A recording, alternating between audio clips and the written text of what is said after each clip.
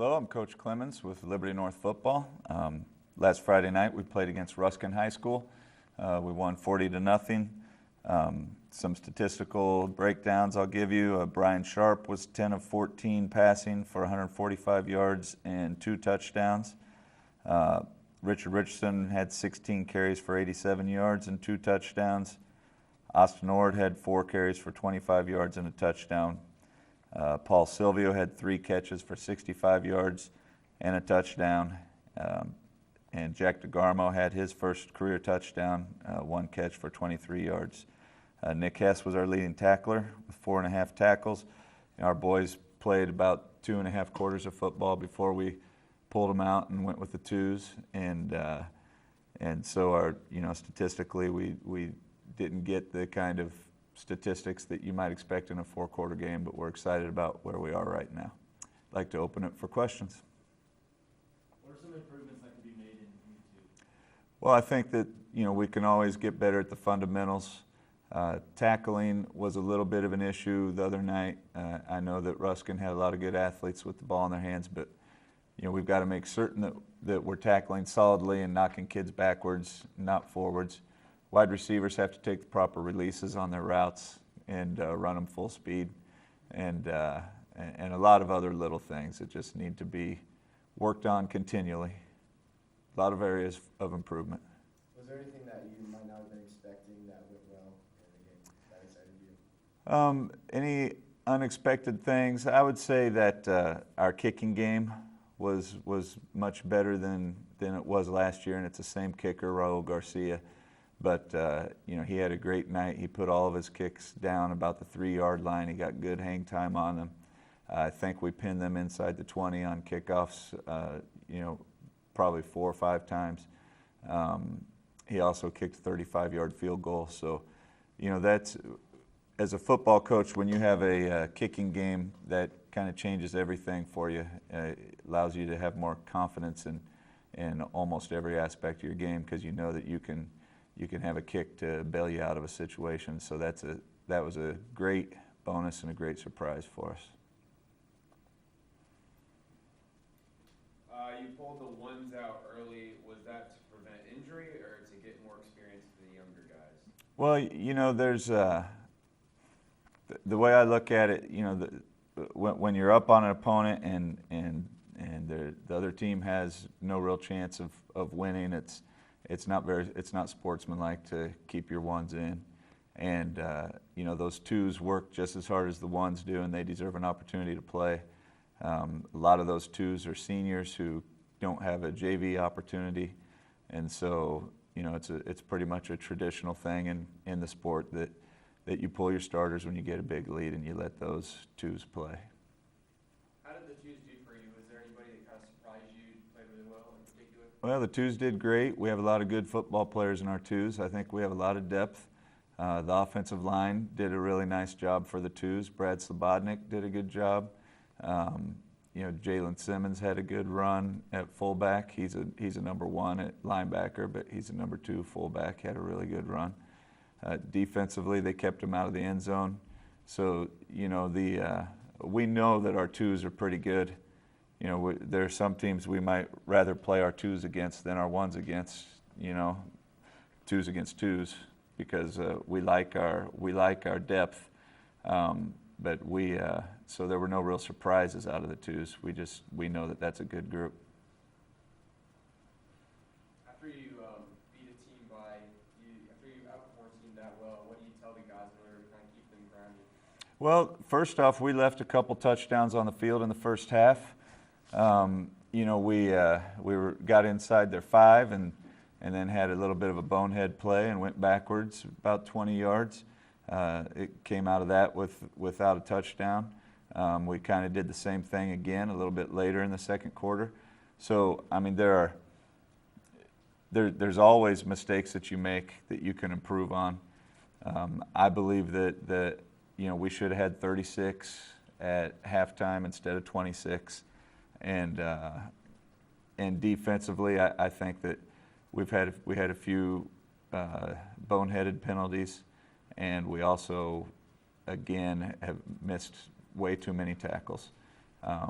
And and quite honestly, when you look in our coverage game, you know, there were some times that we were out of position, but Ruskin just wasn't good enough to take advantage of it. So, you know, the basic fundamentals we can watch on film, and the kids can see all the areas where we can get better. And we're hopeful that they are sober about their win, and they understand that they beat a team that's just not as good as they are, that just doesn't have the same opportunities that they have to be good. And we hope that they understand that we still need to get better, because we will play teams who have the same opportunities we have. When the seniors on scene with freshmen, you guys lost every game. Can you speak to how much work they put in to get to where they are now? Well, that's probably a little known fact that this senior group of 28 kids was 0-9 as freshmen. Now, I will say that we knew even then that it was a good group of kids athletically and work ethic wise. A lot of those losses were 14-7, 20-14, 7-0 kind of losses, and they played basically a Class 6, Class 5 schedule, and they've only got about 230, 240 kids in their class. So, you know, the odds were stacked against them to begin with, but we knew that there were several players who were going to grow into really good players for us. Probably, you know, the best thing when we look at that group is how they have changed their personality from what it was to what their staff is asking to get out of them. You know, we are kind of a no-nonsense, you know, physical, try to be a tough group of kids, and it's fun watching those kids change over the last 4 years into what they've made themselves into right now. Can you talk about who you're playing this week? Yes, we're going to play Truman High School this week. They just played Blue Springs South last week and got beat. Truman is breaking in a new head football coach. He's won a couple state championships in Kansas at Eudora High School. He's a very well-respected coach in the area, and he's going to have them playing good football. Offensively, they just try to line up and jam it down your throat. You know, they run. And defensively, they play a base defensive structure without a whole lot of movement, or they don't try to trick you. You know, I kind of respect what they're doing. They just want to line up and play ball. It'll be another good test for us. Last week was more of a 3 wide receiver, shotgun, zone read type of offense. This time it's 2 tight end, 3 back, you know, run it right up the gut. So it's good to get a picture of all different types of opponents. What are you doing in practice this week to improve things like your tackling? Well, that's a good question. We need to improve our tackling for Truman, especially because they will gladly take a 3-yard gain, followed by a 3-yard gain, followed by a 4-yard gain, first down. You know, that's their game plan. They want to just fall forward. They just want to make you tackle them. They want to fall forward, get a few yards. So, you know, I'm sure that our defensive staff has plenty of tackling drills in mind.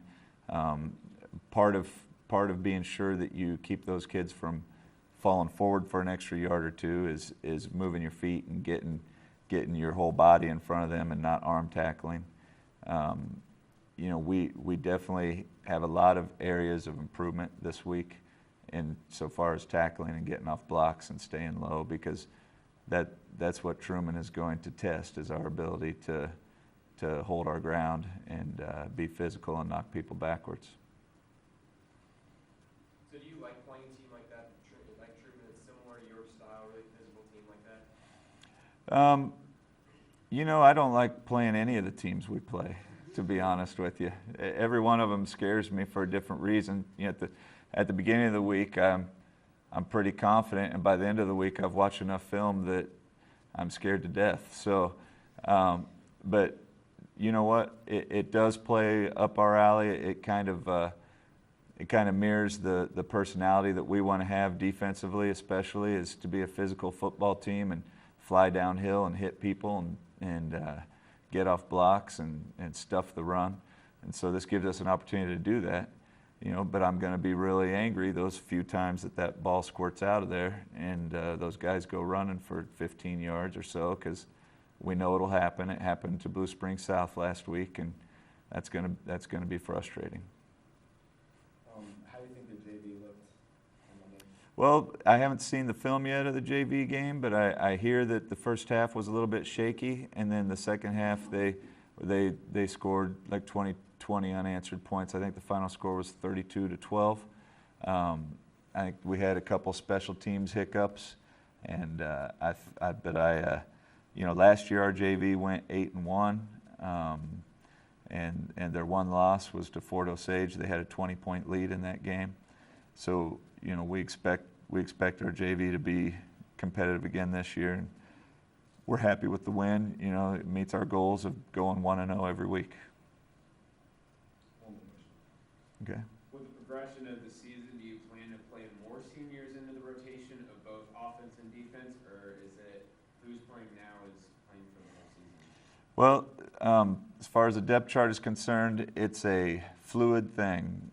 We're always looking for the better athlete, and our loyalties to our players as a human being will never be questioned. But as a player, we're always looking for someone better than they are within our program. And so as kids step up and show that they're better, they might win spots. Right now we've had a 3-month process really of picking the best players, and we think we've done a good job of picking our number ones and our number twos.